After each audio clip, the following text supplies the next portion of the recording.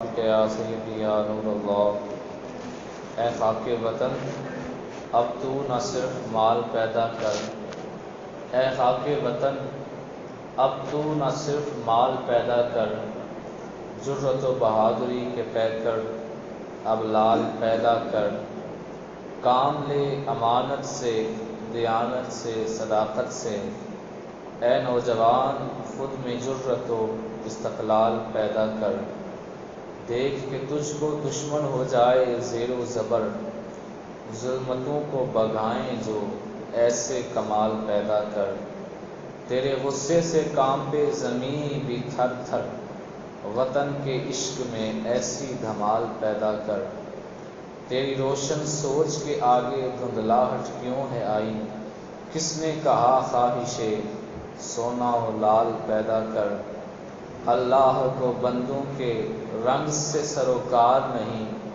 اس کے لیے دل میں عشق بلال پیدا کر، تیری ایک للکار سے دشمن سہم جائے، تیری ایک للکار سے دشمن سہم جائے، جلالی اب ایسا خود میں جلال پیدا کر، اے خاک وطن اب تو نہ صرف مال پیدا کر، جرت و بہادری کے پیکر اب لال پیدا کر، رب ذوالجلال جل جلالہ وعم نوالہ واتم برہانہ وعظم شانہ کی حمد و ثنا، اور اس کے پیارے محبوب طالب و مطلوب آقا نامدار مدنی تاجدار، تاجدار عرب و عجم، قائد الرسل، ختم الرسل، دستگیر جہاں، غمگسار زماں، سید سربراں، حامی بے کساں، حضرت محمد مصطفیٰ صلی اللہ علیہ وسلم کی پاک بارگاہ میں ہدیہ درود و سلام کا نذرانہ عرض کرنے کے بعد،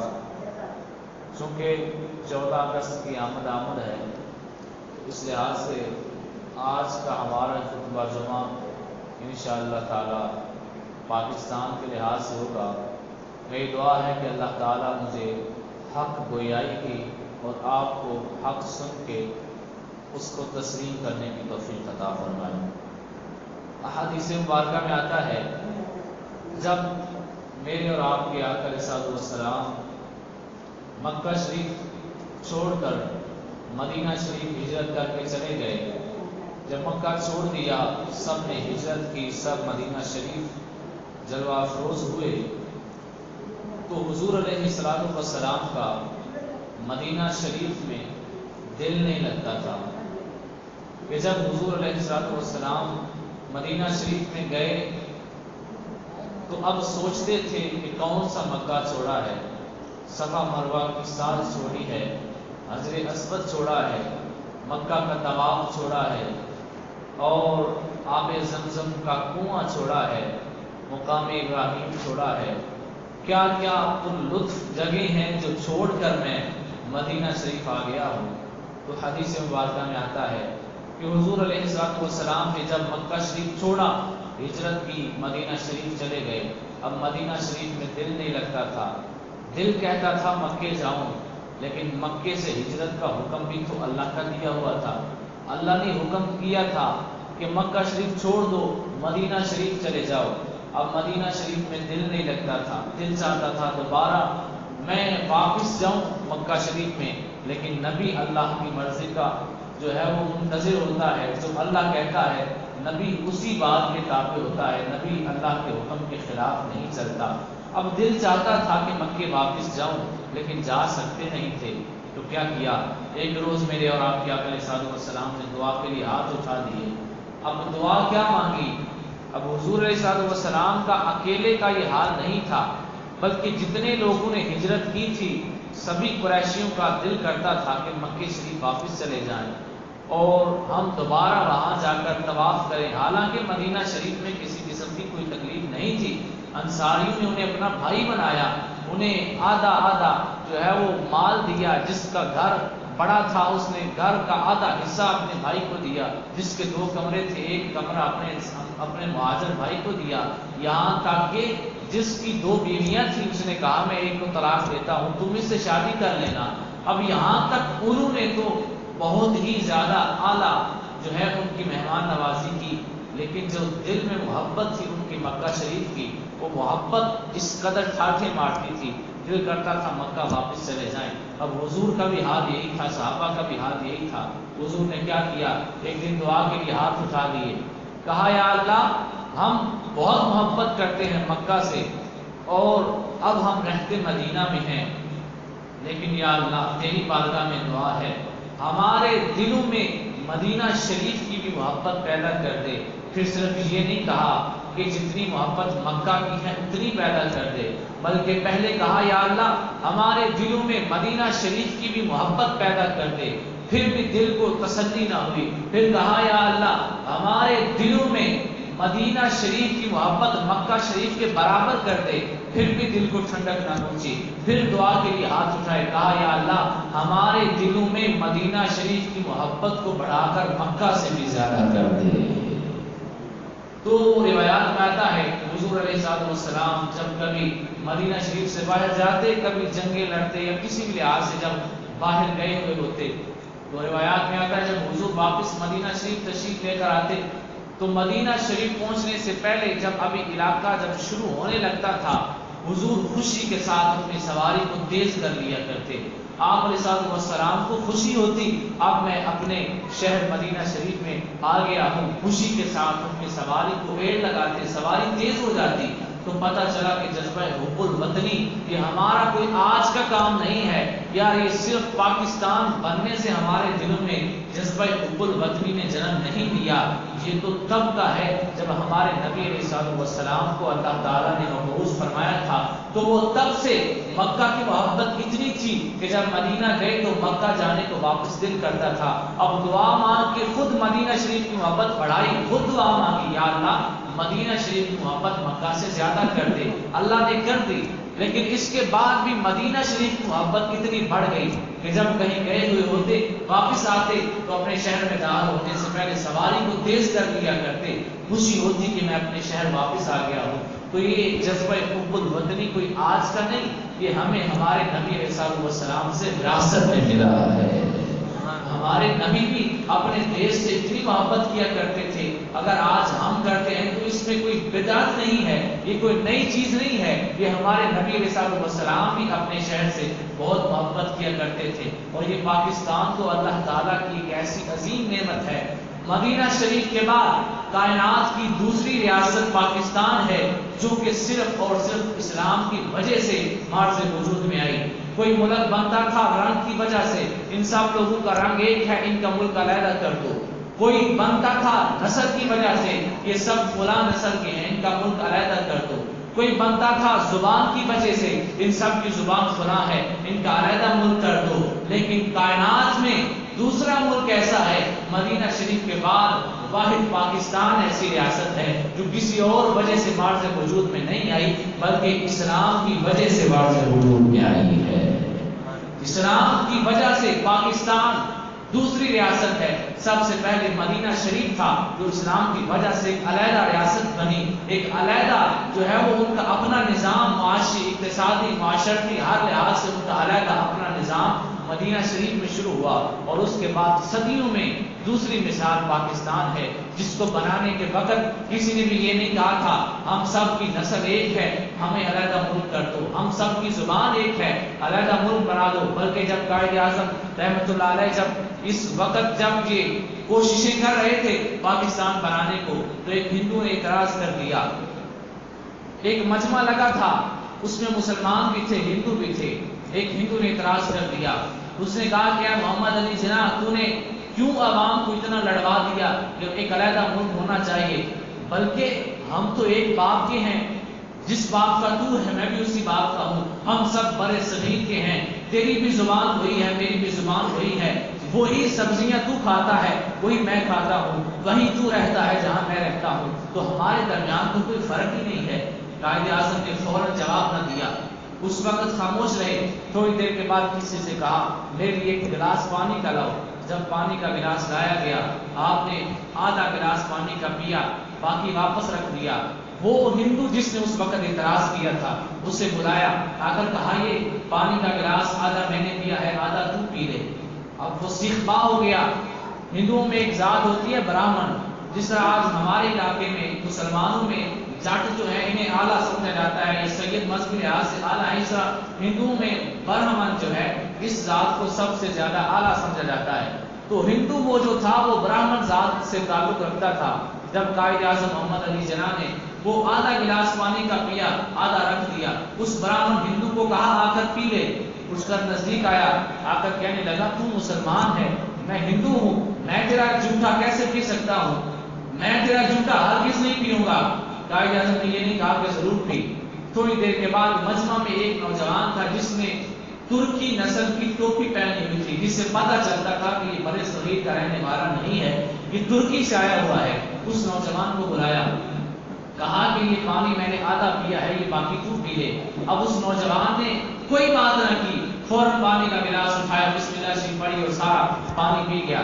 قائد اعظم مسکرا پڑے، کہا کہ اے ہندو، یہ ہے وہ فرق تو نے کہا تھا، جہاں تو رہتا ہے وہاں میں رہتا ہوں، جو زبان تیری ہے وہ میری ہے، جو تو کھاتا ہے میں وہی کھاتا ہوں، جہاں تو رہتا ہے میں وہی رہتا ہوں، جس باپ کی تو اولاد ہے اسی کی میں اولاد ہوں، ہمارے درمیان تو کوئی فرق ہی نہیں ہے۔ لیکن اب ذرا غور کر، یہ نوجوان جس نے یہ پانی پیا ہے یہ ترکی سے آیا ہوا ہے، نہ اس کی زبان مجھ سے ملتی ہے، نہ ہی یہ میرے باپ کی اولاد ہے، اور نہ ہی یہ ہمارے والی سبزیاں کھاتا ہے جو میں کھاتا ہوں، یہ وہ نہیں کھاتا، جہاں میں رہتا ہوں یہ وہاں نہیں رہتا، یہ ترکی میں رہتا ہے، میں برے صغیر میں رہتا ہوں، تو یہاں رہتا ہے، تیری میری ہر چیز مشترک ہے، اس کی اور میری ہر چیز مختلف ہے، لیکن تو نے میرا بچایا ہوا پانی نہیں پیا، اس نے میرا بچایا ہوا پانی پی لیا ہے، تو پتا چلا کہ یہ باقی ساری چیزیں بات کی ہیں، جو چیز مجھ میں اور اس میں مشترک ہے وہ کلمہ اسلام ہے، یہ کلمہ اسلام ہے، میں بھی مسلمان ہوں، یہ بھی مسلمان ہے، میں نے پانی پیا تو اس نے باقی پی لیا، لیکن تو یہیں کا تھا، میرے ہی باپ کی اولاد تھا، میری تیری ہر چیز مشترک ہے سوائے کلمہ طیبہ کے، بس تو نے کلمہ نہیں پڑھا، میں نے پڑھا ہوا ہے، لیکن تو نے پانی نہیں پیا کیونکہ میں مسلمان ہوں اور تو ہندو ہے۔ تو اب پتا چلا ٹو نیشن تھیوری کیا ہے، دو قومی نظریہ کیا ہے، اس میں رنگوں کی وجہ نہیں ہے۔ اب دیکھیے ابو جہل وہ حضور علیہ السلام کا رشتے میں چچا بھی لگتا تھا، ابو لہب حضور کا چچا بھی لگتا تھا، لیکن وہ حضور علیہ السلام کا مکے کا رہائشی ہونے کے باوجود، قریشی ہونے کے باوجود، آپ کے خاندان کا ہونے کے باوجود آپ علیہ السلام کی قوم میں شامل نہ ہو سکا۔ حضرت صہیب رومی روم سے آگے آ کر شامل ہو گئے، حضرت سلمان فارسی فارس سے آئے، آ کر اسی صحابہ جہاں ابو بکر صدیق بیٹھے ہیں وہیں سلمان فارسی بیٹھا ہے، حضرت بلال حبشہ سے چلے وہیں سے آ کر جہاں مولا علی بیٹھے ہیں وہیں حضرت بلال بیٹھے ہیں۔ تو پتہ چلا کہ قومیں جو ہیں یہ کوئی نسل کی بنیاد پر نہیں بنتی، قومیں رنگ کی بنیاد پر نہیں بنتی، قومیں علاقہ کی بنیاد پر نہیں بنتی، قومیں زبان کی بنیاد پر نہیں بنتی، قومیں اگر بنتی ہیں تو مذہب کی بنیاد پر بنتی ہیں۔ اور یہ دنیا میں دوسری واحد یہ پاکستان ہے مدینہ شریف کے بعد کہ جو معرض وجود میں آیا تو کلمہ طیبہ کی وجہ سے آیا، اسلام کی وجہ سے آیا۔ پاکستان مدینہ شریف کے بعد دوسرا ملک ہے کہ جو کلمہ طیبہ کو مد نظر رکھتے ہوئے یہ معرض وجود میں آیا، اور پھر اس کے لیے قربانیاں کیا کیا دی گئیں، 90,000 سے زائد عورتوں کی عزتیں لٹ گئیں، 2 کروڑ سے زائد مسلمانوں نے ہجرت کی، اور 10-20 لاکھ مسلمان شہید ہو گئے، نہ جانے کتنے لاپتہ ہوئے، 2 کروڑ سے زائد لوگوں نے پاکستان میں ہجرت کی۔ پوری کائنات کی تاریخ اٹھا کے دیکھو، کہیں بھی تمہیں اتنی بڑی ہجرت نظر نہیں آئے گی، کسی بھی علاقے سے 2 کروڑ لوگوں نے کبھی بھی ہجرت اسلام کی وجہ سے یا کسی بھی مذہب کی وجہ سے، تو کیا کسی بھی وجہ سے ہجرت کبھی کسی بھی قوم نے نہیں کی ہوگی۔ کائنات کی سب سے بڑی ہجرت 2 کروڑ لوگوں نے گھر چھوڑا، پاکستان آئے، 90,000 عورتوں کی عزتیں لٹ گئیں۔ ایک فوجی پاکستان کا انڈیا گیا، وہاں پر گرفتار ہو گیا، پاکستان بننے کے بعد کی بات ہے۔ گرفتار کیسا ہوا، کسی وہاں کے فوجی نے نہیں پکڑا بلکہ سکھوں کا گھرانہ تھا، انہوں نے اس فوجی کو دیکھا تو پکڑ لیا۔ اب وہ فوجی وہاں پر کوئی اٹیک کرنے تو نہیں گیا تھا، وہ تو کسی ریسرچ کے لحاظ سے گیا ہوا تھا۔ جب پکڑ لیا تو اسے ایک علیحدہ کمرے میں بند کر دیا۔ جب آدھی رات کا وقت ہوا، 1-2 بجے کے قریب، ایک بوڑھی عورت آئی، اس نے کھڑکی کھولی اور آواز لگائی، اس نے کہا کہ اے پاکستانی، کیا ہم نے تمہیں اس وجہ سے پاکستان بنا کر دیا تھا کہ تم جو ہے لوٹ مار کرو، اپنا ملک ہونے کے باوجود دوسرے ملک میں لوٹ مار کرنے کے لیے آؤ؟ تو وہ فوجی حیران رہ گیا. اس نے کہا کہ اماں جی آپ کی بات کے دو جواب ہیں.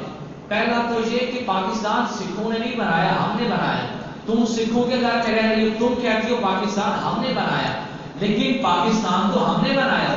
اب دوسری بات اس نے کہا کہ میں یہاں پر کوئی چوری کرنے نہیں آیا، نہ ہی کوئی ڈاکہ ڈالنے آیا ہوں، میں تو کسی ریسرچ کے لحاظ سے آیا ہوں، مجھے کسی کام کی کوئی کھوج تھی جس کی وجہ سے میں انڈیا آیا ہوں. اب وہ عورت کہنے لگی کہ ٹھیک ہے تیری دوسری بات تو مان لیتی ہوں کہ تو چوری کرنے نہیں آیا ہوگا، کسی اور کام سے آیا ہوگا، لیکن جو پہلی تیری بات ہے وہ سراسر غلط ہے. تو کہہ رہا ہے کہ سکھوں نے پاکستان نہیں بنایا تھا، پاکستان مسلمانوں نے بنایا تھا. تو واقعی بنایا پاکستان مسلمانوں نے تھا، لیکن تجھے یہ نہیں پتا کہ سکھوں کے گھر میں بھی آج مسلمانوں کی عورتیں ہیں.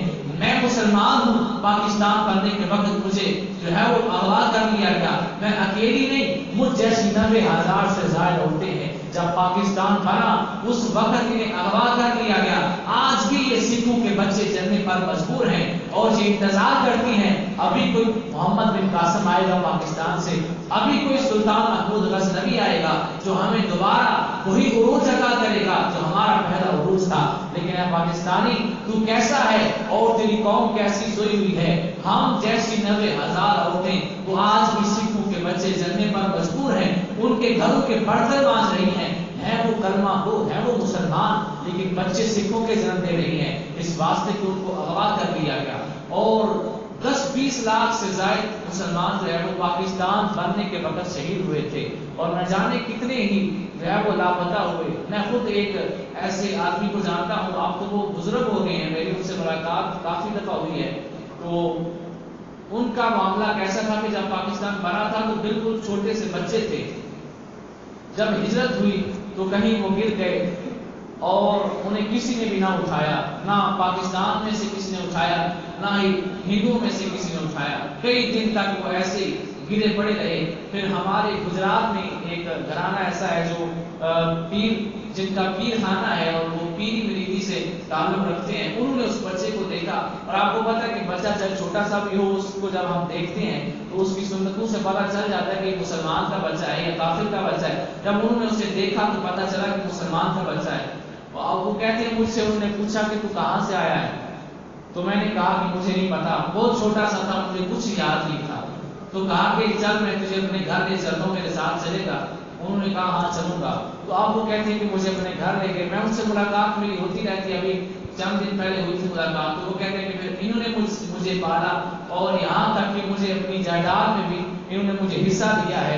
لیکن ان سب کے باوجود آپ دیکھیں وہ پیر خانہ کتنے اعلیٰ ہیں کہ ایک گرا ہوا بچہ انہیں ملا، انہوں نے اپنے گھر لے کر آئے، انہوں نے اسے جائیداد بھی دی، اپنا بھائی بنایا، اس کی شادی بھی کی، سب کچھ کیا.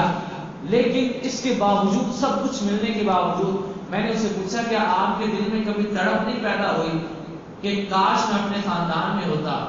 تو اب ان کا جواب سننا. وہ کہتے ہیں کہ تڑپ تو کبھی کبھی ہوتی ہے کہ کاش میرا اصلی خاندان ہوتا، لیکن جب میں یہ دیکھتا ہوں کہ پاکستان اللہ نے دیا ہے تو میں کہتا ہوں کہ اگر ایسے 1000 خاندان بھی ہوتے تو ملک پاکستان میں میں ایک ایک کر کے سارے بار دیتا کہ مجھے پاکستان نے دیا ہے، اب مجھے خاندان کی ضرورت نہیں، یہ سارا پاکستان میرا خاندان ہے. تو میرے بھائی اس طرح سے ایک مثال تھی آپ کو کہ اس طرح سے لوگوں نے قربانیاں دی، اتنے لوگوں نے گھر چھوڑے.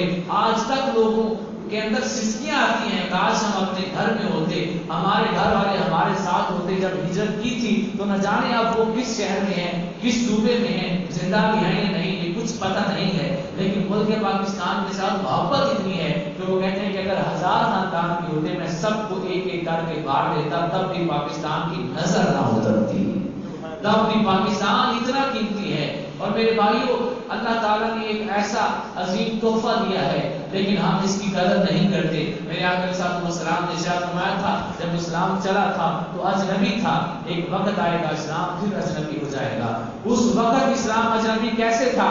حضرت ابو ذر غفاری کو کسی نے بتایا کہ اے غفاری، مکہ شریف میں ایک شخص نے اعلان نبوت کیا ہے اور اس کا چہرہ بڑا نورانی ہے، لگتا نہیں کہ وہ جھوٹ بولے. جس نے کہا اس نے کہا مجھے لگتا ہے وہ سچا ہے، تو اگر تو چاہتا ہے تو کلمہ پڑھ لے. حضرت ابو ذر غفاری چلے، کہا میں جا کر اسلام قبول کرتا ہوں. جب مکہ شریف میں داخل ہوئے سامنے ابو جہل کا گروہ مل گیا. اب دیکھیے ایک بندہ کسی سے رستہ پوچھنے لگا ہو, آپ ذرا تصور کریں نا اپنا, بندہ کسی شہر میں جائے پوچھے کہ میں فلاں پیر صاحب سے ملنا چاہتا ہوں, کیا ان کا گھر کسی گاؤں کے اندر موجود ہے, اور جس سے آپ ملیں وہ ان سے لڑائی والا ہو, ان کا وہ دشمن ہو, وہ وہیں پکڑ کے آپ کو مارنا شروع کر دے, تو ذرا سوچیں کہ وہ انداز کیسا ہوگا. ایک بندہ پردیش میں ہو, اکیلا ہو, یہ اس کی غربت کی کہانی ہے. ایک بندہ اکیلا کہیں جا رہا ہے, اس نے کسی سے رستہ پوچھا, جس سے پوچھا وہ اس کا دشمن تھا, اس نے اس کے مہمان کو بھی پکڑ کر مارنا شروع کر دیا. حضرت ابو ذر غفاری جب مکہ شریف میں داخل ہوئے اور داخل ہوتے ہی اب دل میں خوشی تھی کہ مجھے حق ملنے والا ہے, میں سچ سے ملنے والا ہوں. آواز لگائی, اے مکہ والو, کیا تم جانتے ہو کہ جس نے نبوت کا دعویٰ کیا ہے اس کا گھر کدھر ہے؟ تو ابو جہل کی کمپنی نے پکڑ لیا, کہا ہم تجھے بھی اس کا گھر دکھاتے ہیں.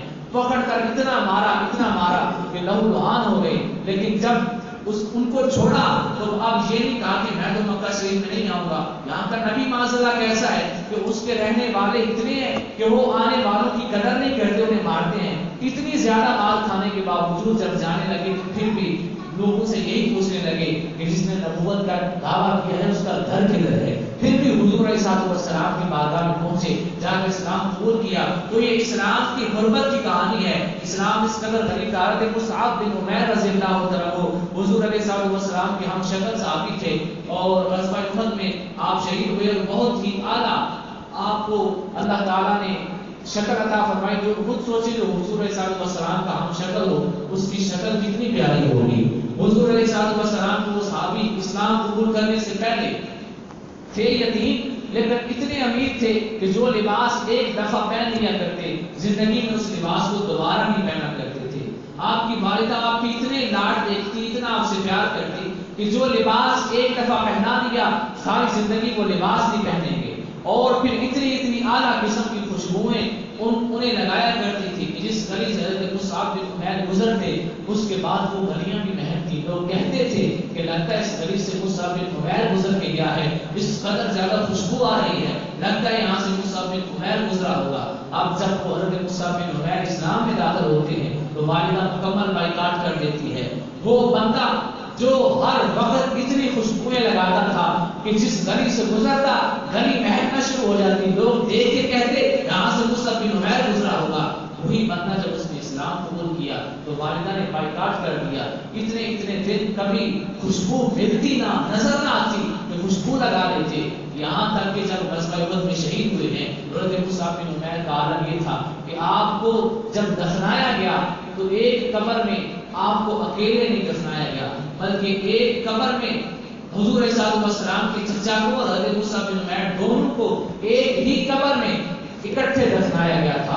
اب وہ بندہ جو اسلام قبول کرنے سے پہلے ایک کپڑا پہنتا تو ساری زندگی نہ پہنتا, جب اس نے اسلام قبول کیا تو اسے کفن بھی پورا نہ ملا, اسے قبر بھی علیحدہ نہ ملی, کسی اور کے ساتھ اسے دفنایا گیا. میری اسلام کی غربت کی کہانی ہے. میرے بھائیوں, حضرت عثمان غنی رضی اللہ عنہ نے جب اسلام قبول کیا, اتنے امیر ہونے کے باوجود بھی جب اسلام قبول کیا تو آپ کے چچا نے اتنا ظلم کیا, آپ کو چٹائی میں لپیٹ کر دھونی تھی, بہت زیادہ ظلم کیے. حضرت بلال کا قصہ آپ سب کو آتا ہے, کتنے ظلم آپ پر کیے گئے. اس وقت اسلام غریب تھا لیکن پھر اسلام کو اللہ نے عروج عطا فرما دیا. میرے آقا نے فرمایا وَسَيَعُودُ غَرِيبًا. اسلام جب چلا تھا تو یہ اجنبی تھا, اس کے ماننے والے اجنبی تھے, اس کے ماننے والوں کو لوگ مارا کرتے, ان کی کوئی وقت نہیں تھی, ان کی کوئی طاقت نہیں تھی. لیکن درمیان میں آ کر عروج مل گیا. فرمایا ایک وقت پھر آئے گا, اسلام پھر اجنبی ہو جائے گا, پھر غریب ہو جائے گا. جب اسلام پہلے غریب تھا اس کی کہانی سنائی کہ کیسے مہمان آیا اور اسے مارنا شروع کر دیا. جب درمیان میں عزت ملی تو کیسی عزت ملی. حضرت عمر فاروق خط لکھتے ہیں کہ یہ خط جا کے دریائے نیل میں ڈال دو, دریائے نیل میں خط جلتا ہے, کبھی بھی پانی خشک نہیں ہوتا ہے. یہ کتنی عزت مل گئی. آج پھر اسلام کو دوبارہ اسی غربت کا سامنا ہے.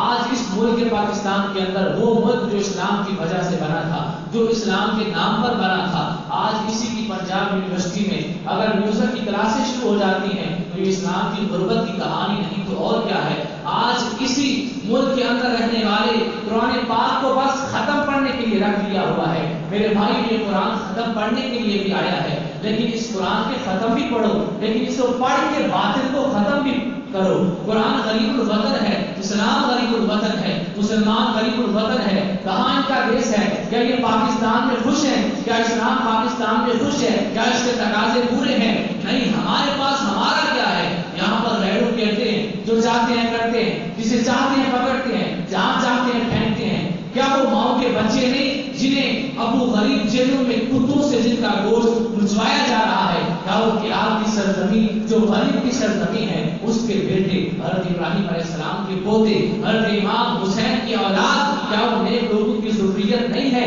کہ جنہیں آج بھی جن پہ ظلم و ستم کا پہاڑ ڈھائے جا رہے ہیں؟ میرے بھائی، آج اسلام کے پاس گھر نہیں ہے، اسلام بے گھر ہے۔ ہاں، اس وقت ہم سے گھر کا تقاضا کر رہا ہے۔ آج اسلام شام کو گلیوں میں ہمارے دروازوں پہ دستک دیتا ہے کہ اے میرے کلمہ گو لوگوں، کیا میں تمہارے گھر آ سکتا ہوں؟ ہم زبان سے تو اسے منع نہیں کرتے، لیکن ہم کہتے ہیں تو ہمارے گھر نہیں آ سکتا۔ ہمارے گھر تو فلمیں چلتی ہیں، ہمارے گھر رشوت خوری کا مال ہے، ہمارے گھر سود خوری ہے، ہمارے گھر پردہ نہیں ہے، ہمارے گھر بے حیائی ہے، ہمارے گھر اے اسلام ہم تجھے کیسے رکھیں گے؟ پھر جو تم آخر شب بیدار ہو کے نکل جاؤ گے، ابھی کوئی اور گھر تلاش کر دو۔ اسلام کی عیسائی کے دروازے پہ تو جاتا ہی نہیں، اسلام کی یہودی کا دروازہ تو کھٹکھٹاتا ہی نہیں۔ اسلام اگر دروازے پہ آتا ہے تو اپنے کلمہ گو کے دروازے پہ آتا ہے، لیکن کلمہ گو بھی اگر آج اس کے لیے دروازہ نہ کھولے تو اس سے بڑی اور دین سے دوری کیا ہوگی؟ اقبال نے کہا تھا، وائے ناکامی متائے کارواں جاتا رہا،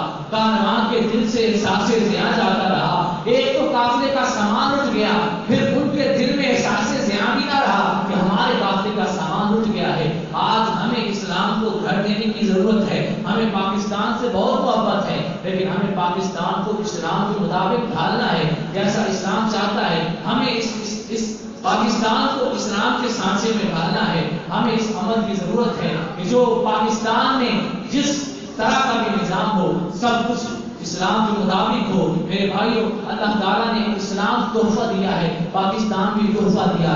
27 رجب کو 27 رمضان مبارک کو اللہ تعالیٰ نے عظیم رات کو یہ تحفہ ہمیں عطا فرمایا تھا، اور علماء فرماتے ہیں کہ ہمیں 100% میں سے 90% یقین ہے کہ اس رات یقیناً لیلۃ القدر کی رات تھی، جس رات کو اللہ تعالیٰ نے پاکستان ہمیں تحفے میں عطا کیا تھا۔ تو میرے بھائیوں، ہمیں اس پاکستان کی قدر کرنی ہے۔ ہمیں حضرت امام حسین رضی اللہ تعالیٰ عنہ کا وہ قول یاد آتا ہے، حضرت امام حسین نے ارشاد فرمایا تھا، احبونی لحب الاسلام، مجھ سے محبت کرو اسلام کی وجہ سے، مجھ سے کسی اور وجہ سے محبت نہ کرو۔ یہاں سے یہ بھی پتہ چلا کہ اگر بندہ ہر وقت حسین حسین کرتا رہے، نہ حضرت امام حسین کی طرح نماز پڑھے، نہ ان کی طرح حق بات، ہم نے حق بات کیا کرنی ہے؟ مسجد کی کمیٹی کے صدر کے سامنے اگر ہم سچے بھی ہوں، مسجد کی کمیٹی کا صدر جھوٹا بھی ہو، ہم ڈرتے اس کے سامنے بات نہیں کرتے۔ مسجد میں نمازی بیٹھے ہوئے ہوں، کوئی بندہ غلط بات کہہ دے، اب دوسرے کو پتہ بھی ہے غلط بات کہہ رہا ہے، لیکن خاموشی کے ساتھ سنتا رہے گا، بعد میں کہے گا وہ بات غلط تھی،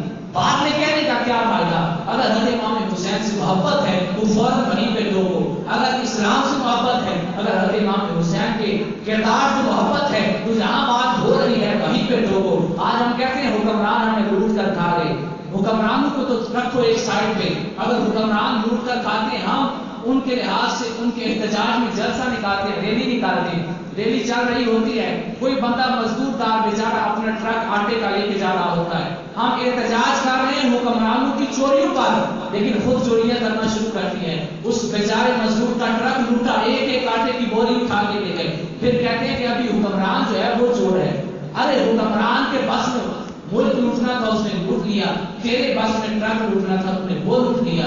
آج حکمرانوں پہ سارا ملبہ ڈالنے والے، کیا کبھی سوچا ہے کہ جہاں پر پانی کا کولر لگا ہو وہاں گلاس کے ساتھ رسی کیوں بندی ہوتی ہے؟ جہاں لیٹرین ہو، واش روم ہو، اس میں لوٹے کے ساتھ زنجیر کیوں ہوتی ہے؟ ہمارا کردار اتنا گر گیا، آج ہم مسجد میں نماز پڑھنے کے لیے آتے ہیں تو جوتے کی ساری نماز میں ٹینشن رہتی ہے، جوتا اٹھایا نہ جائے، اس میں اس کی غلطی نہیں جس کا دھیان ادھر رہتا ہے، غلطی اس کی ہے جو اٹھا کے لے جاتا ہے۔ اب ایک بندہ 1000 کی جوتی لے کے آیا ہے، وہ تو آیا اللہ کو راضی کرنے، جمعہ پڑھنے، اب جس نے اٹھا کے لے کے جانی ہے غلطی تو اس کی ہے، جو اس بندے کے ذہن میں وہ ادھر خیال چلا جائے میری جوتی نہ اٹھائی جائے، تو غلطی اس کی نہیں جس کے ذہن میں خیال آ رہا ہے، غلطی اس کی ہے جو اٹھا کے لے جاتا ہے۔ حکمرانوں کو رکھو سائڈ پہ، ہم نے اپنا کردار اتنا گرا دیا کہ اگر کہیں کوئی بندہ پانی کا بندوبست بندوبست کرتا ہے، وہ گلاس کو بھی زنجیر کے ساتھ باندھ دیتا ہے، اسے پتہ ہے کوئی اٹھا کے لے کے جائے گا. کیا ہمارا کردار اتنا نیچے گر گیا، ہم نے اپنے آپ کو اتنا ذلت میں گرا دیا؟ اگر اسلام سے محبت ہے تو اپنے کردار کو بلند کرنا ہے. اگر ہمیں حضرت امام حسین سے محبت ہے تو بات کر رات حضرت امام حسین نے فرمایا احبونی بحب الاسلام، مجھ سے محبت کرو اسلام کی وجہ سے، مجھ سے کسی اور وجہ سے محبت نہ کرنا. اگر محبت کرنی ہے تو اسلام کی وجہ سے کرو. کہ میرے بھائیو، اگر ہمیں پاکستان سے بھی محبت کرنی ہے تو اسلام کی وجہ سے محبت کرنی ہے. ہاں یہ ہمارا ملک ہے، ہماری یہاں پر پیدائش ہوئی، ہمارا ہوم لینڈ ہے، ہمیں بہت پیار ہے، لیکن ہمیں محبت کس سے بھی اسلام کی وجہ سے کرنی چاہیے. ہمیں اس کو بھی اسلام کے سانچے پہ ڈھالنا چاہیے. جیسے امام حسین نے کہا مجھ سے محبت اسلام کی وجہ سے کرو، پاکستان سے محبت اسلام کی وجہ سے کرو. اسلام کی وجہ سے دوسرا ملک ہے جو معاشر وجود میں آیا، آج ہم نے اسے بھی اسلامی سانچے میں ڈالنا ہے. اللہ تعالیٰ ہم سب کو توفیق عطا فرمائے. جو لوگ اذان دے رہے ہیں، لوگوں کو بلا رہے ہیں کہ ہم ملک پاکستان میں اسلامی نظام نافذ کریں گے، اللہ ہمیں ان سب کی حمایت کرنے کی توفیق عطا فرمائے. ملک پاکستان میں اللہ تعالیٰ پھر وہی نظام نافذ فرمائے جو مدینہ شریف میں اسلام نافذ ہوا تھا. یہ مسجد ہے، 70 سال ہو گئے اس مسجد کو بنے ہوئے، آج تک اس میں جماعت نہیں ہو سکی، کیونکہ ہم نے آج تک امام منتخب اسے نہیں کیا جو امامت کا حقدار تھا. اب آخری بات آپ کو سناتا ہوں. ڈاکٹر چودھری حبیب اللہ نے ایک کتاب لکھی ہے تحریک آزادی اور نیشنلسٹ علماء. اس میں وہ لکھتا ہے کہ عبدالکلام نے فتویٰ دیا جب پاکستان میں بننا چاہا تھا، ابھی بنا نہیں تھا. عبدالکلام نے اس میں فتویٰ دیا کہ پاکستان کو لوگ بنانا چاہتے ہیں، میں تو پاکستان لفظ کے خلاف ہوں. اب دیکھیں آج وہ لوگ پاکستان کے ٹھیکیدار بنے پھرتے ہیں جو پاکستان لفظ کوئی غلط کہہ رہے تھے. اب دلیل کیا دی؟ اس نے کہا کہ یہ لفظ پاکستان تو حدیث کے خلاف ہے. اب اصل میں بیماری اندر جو ہے وہ کانگریس کی محبت کی تھی، لیکن کہا کہ پاکستان یہ حدیث کے خلاف ہے. لوگوں نے پوچھا کون سی حدیث کے خلاف ہے؟ تو اس نے کہا کہ حدیث یہ ہے کہ میرے آقا صلی اللہ علیہ وسلم نے ارشاد فرمایا جب میں نے دنیا میں قدم رکھا تو ساری زمین پاک ہو گئی. تو چونکہ ساری زمین پاک ہے تو پاکستان کو پاک کہنے کا کیا مطلب ہے؟ جب اس کو پاک کہہ رہے ہو تو کیا باقی ساری زمین کو ناپاک کہہ رہے ہو؟ تو حدیث کے خلاف جا رہے ہو. اس وقت کی ہمارے اکابر نے اذان دی تھی اور جواب دیا تھا کہ اگر تو یہ کہتا ہے کہ پاکستان کو پاک کہنے سے باقی جو ساری زمین پاک ہے اس کی نفی ہو رہی ہے، اسی بات کے اندر تیرے سوال کا جواب بھی موجود ہے. میرے آقا نے کیا اشارہ فرمایا تھا کہ میرے دنیا میں تشریف لانے کی وجہ سے ساری زمین مسجد بن گئی ہے. جب ساری زمین مسجد بن گئی تو پھر کچھ حصے کو خاص کر کے مسجد کیوں کہتے ہو کہ یہ مسجد ہے، اس کا نام المدنی مسجد ہے، اس کا نام مسجد حرام ہے، اس کا نام مسجد مدینہ منورہ ہے، اس کا نام مسجد نبوی ہے؟ ایسا کیوں کرتے ہو جب پاکستان کو پاک کہتے ہوئے حدیث کے خلاف چل رہے ہو؟ تم مسجد کے کچھ حصے کو خاص کہتے ہوئے بھی حدیث کے خلاف چل رہے ہو. جب ساری زمین پاک ہے، ساری زمین مسجد ہے، تو پھر مسجد کو مسجد میں نہ بول دو. کیوں کہتے ہو کہ مسجد کی طرف آؤ گے تو ایک ایک قدم پر نیکیاں ملیں گی، گناہ چڑھیں گے، درجات بلند ہوں گے؟ تو اگر مسجد کو مسجد کہنے سے باقی ساری زمین کے مسجد ہونے میں کوئی حرج نہیں ہے تو پاکستان کو پاکستان کہنے سے بھی باقی ساری زمین کے پاک ہونے میں کوئی حرج نہیں ہے. ہمارے کعبہ نے اس وقت جواب دیا تھا تو الحمدللہ اللہ تعالیٰ نے ایک تحفہ ہمیں عطا کیا. اللہ ہمیں توفیق دے ہم اس کے اندر نظام مصطفیٰ نافذ کریں. آخری مسئلہ سماعت فرمانے 14 اگست کے دن بہت سے نوجوان اپنے منہ کے اوپر جو ہے وہ جھنڈے کو نصب کرواتے ہیں رنگ کے لحاظ سے مختلف، تو یہ سب کچھ حرام ہے. دارالفتاء سنت نے اس پر فتویٰ دیا ہے کہ اپنے جسم کے کسی بھی حصے پر جو ہے وہ پرچم کو یا کسی بھی چیز کو نقش کروانا یہ حرام ہے. دارالفتاء سنت کا فتویٰ ہے. اگر آپ کو اتنا پیار ہے تو جھنڈا ہاتھ میں لے کر چلیں. پاکستان سے اتنا پیار ہے تو سارا دن ہاتھ میں جھنڈا پکڑے رہیں. منہ کے ڈیزائن نہ بنوائیں، منہ پر کچھ بھی بنوانا حرام ہے. اللہ تعالیٰ ہم سب کو شریعت پر چلنے کی توفیق عطا فرمائے. وآخر دعوانا الحمدللہ رب العالمین.